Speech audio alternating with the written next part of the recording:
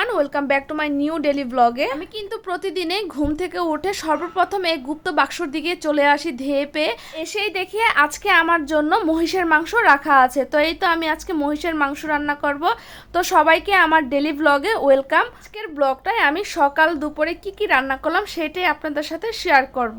রান্না করতে করতে একটা কথা মনে পড়ে গেল যে বন্ধু নামের শত্রুগুলা যে এত ভয়ানক হয় সেটা পাশের দেশ ভারত না হলে কিন্তু বুঝতে পারতাম না আমরা কেউই। ওনারা বাদ খোলার আগে একবার অন্ততপক্ষে বলে দিতে পারতো, তাহলে কিন্তু আশেপাশে যারা ছিল তারা নিরাপদ স্থানে যেয়ে পৌঁছাতে পারতো। তো না বলে বাদ খুলে দেওয়াটা বড় অন্যায় হয়েছে। নদী তো নদীর মতোই চলবে, এর মধ্যে তারা কিন্তু পানি আটকে রেখেছিল।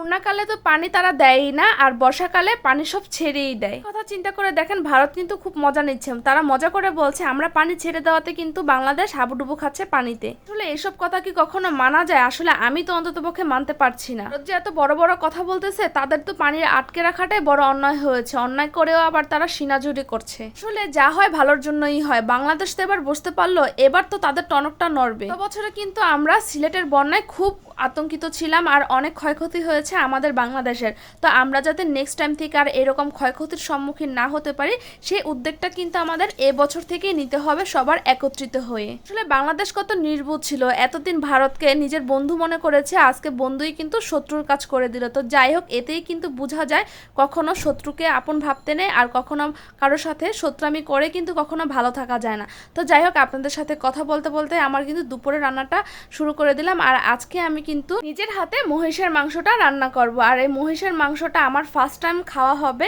আমি কখনোই আর খাই নাই, আমার আগে খেতেও ভালো লাগতো না। তো এখন যেহেতু নতুন ফ্যামিলিতে আসছি, শুধুমাত্র আমার কথা চিন্তা করলে তো হবে না, সবাই যদি খায় তাহলে তো আমারও খেতে হবে। আর এদিক দিয়ে কয়েক টুকরা আলু আর টমেটো দিয়ে আমি আজকের মাংসটা রান্না করব। তো এই তো একটু ঝুলঝুল তরকারিটা রান্না করব। তো প্রেশার কুকারের রান্নাটা আমি লাগিয়ে দিলাম। আর এদিক দিয়ে কিন্তু আমার ভাতটাও কথা বলতে বলতে হয়ে গেল। আর আমি কিন্তু গরুর মাংস বলেন, মহিষের মাংস বলেন, সব কিছুই প্রেশার কুকারে রান্না করি। আর এটা একটু সফট সফট হয়, অনেক ভালো লাগে খেতে। তো এই তো দেখেন, কালারটাও কিন্তু সুন্দর হয়েছে। আর যেহেতু আমার ফার্স্ট টাইম রান্না, জানি না কেমন হবে, কিন্তু আমি খুব মনোবল নিয়ে রান্না করছি আজকে। রান্না যদি ভালো হয়, সবাই খেয়ে যদি প্রশংসা করে, তাহলে কিন্তু নিজেদের কাছেও অনেক ভালো লাগে। তো এই তো 8 থেকে 9টা শীষ দেওয়ার পরে এখন আমি ঢাকনা খুলে দিলাম।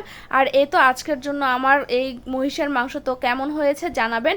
আর একটু যদি ধনিয়া পাতা দেওয়া যায় আরও বেশি ভালো লাগে। আর আমার সব কিছুর মধ্যে টমেটো আর ধনিয়া পাতা থাকবেই, মাস্ট বি। আমার অনেক বেশি পছন্দ এই দুইটা হচ্ছে সবজি। তো যাই হোক, আজকের জন্য এ পর্যন্ত আমার মহিষের মাংস রান্না শেষ।